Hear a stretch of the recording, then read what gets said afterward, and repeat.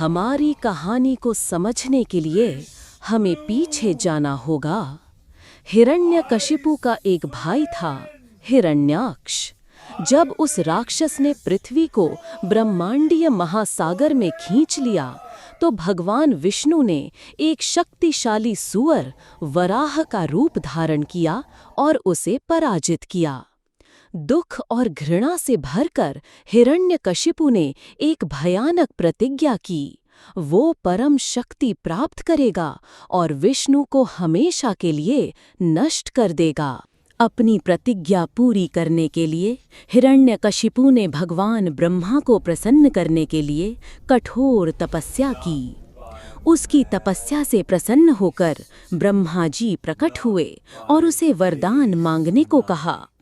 हिरण्यकशिपु ने चालाकी से मांगा, मेरी मृत्यु न किसी मनुष्य से हो, न किसी जानवर से, न दिन में हो न रात में, न घर के अंदर हो न बाहर, न धरती पर हो न आकाश में, और न ही किसी अस्त्र या शस्त्र से हो। ये अजेय वरदान पाकर हिरण्यकशिपु अत्याचारी हो गया। उसने स्वर्ग पर आक्रमण कर देवताओं को भगा दिया और तीनों लोकों पर अधिकार कर लिया। उसने घोषणा की, आज से कोई भी देवताओं की पूजा नहीं करेगा। मैं ही एकमात्र भगवान हूँ और सबको केवल मेरी ही पूजा करनी होगी। उसके डर से धर्म का नाश होने लगा।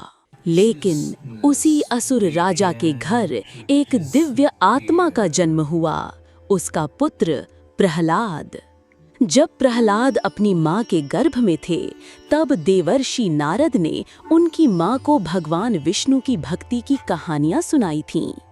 ये ज्ञान प्रहलाद को गर्भ में ही प्राप्त हो गया था।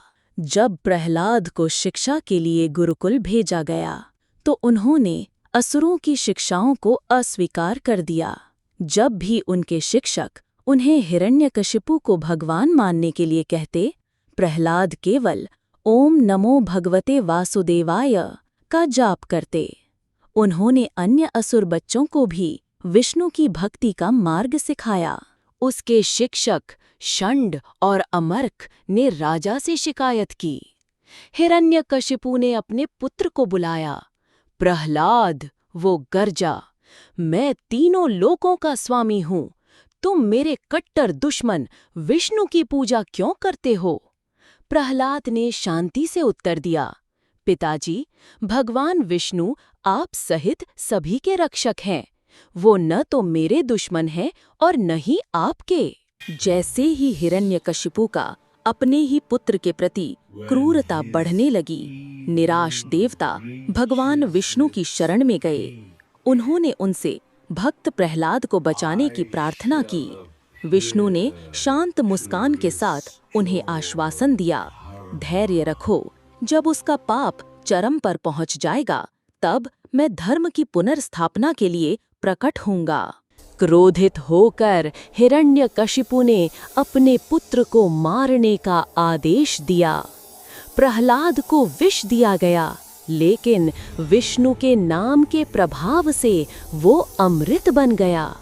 फिर उसे जहरीले सांपों के बीच फेंक दिया गया, पर सांपों ने भी उसे कोई हानि नहीं पहुंचाई, बल्कि उसके लिए एक बिस्तर बना दिया। निराश होकर हिरण्यकशिपु ने अपने सबसे शक्तिशाली हाथियों को लड़के को कुचलने का आदेश दिया। जब जानवर हमला करने के लिए बढ़े तो जमीन हिल गई, लेकिन प्रहलाद के पास पहुंचने पर वे उसकी दिव्य आभा से शांत होकर रुक गए। वे उसके सामने घुटने टेक कर सूंड उठाकर प्रणाम करने लगे।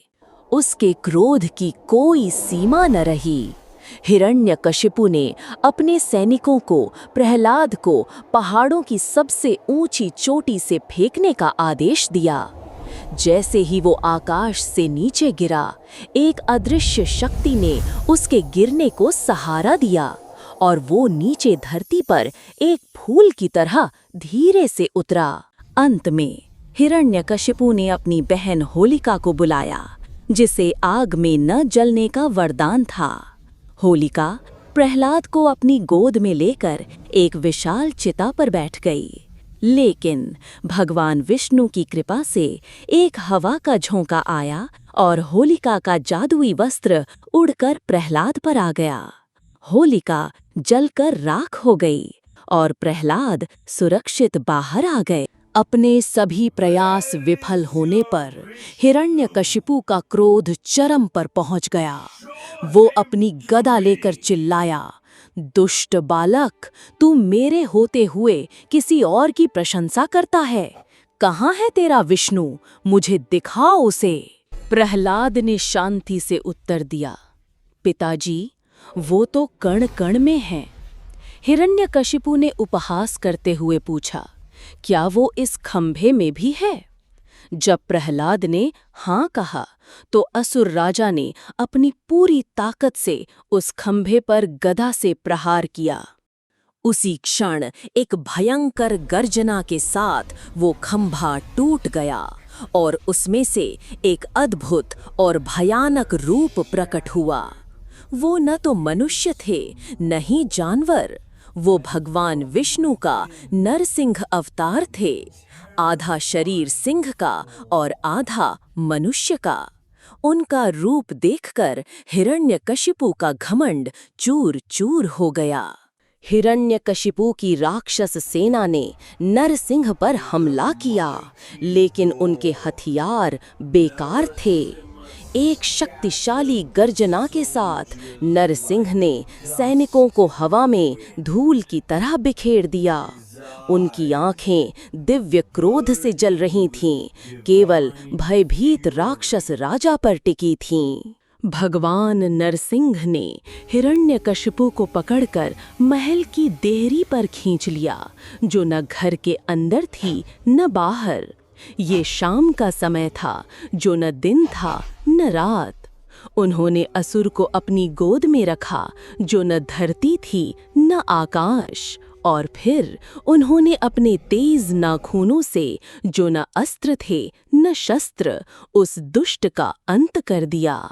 धर्म की पुनर्स्थापना के साथ भगवान नरसिंह का क्रोध शांत हो गया। उन्होंने भक्त प्रहलाद को आशीर्वाद दिया और उसे नया राजा बनाया। उसे धर्म और करुणा के साथ शासन करने का निर्देश दिया। इस प्रकार भगवान ने अपने भक्त की रक्षा की और दुनिया में शांति वापस लाई।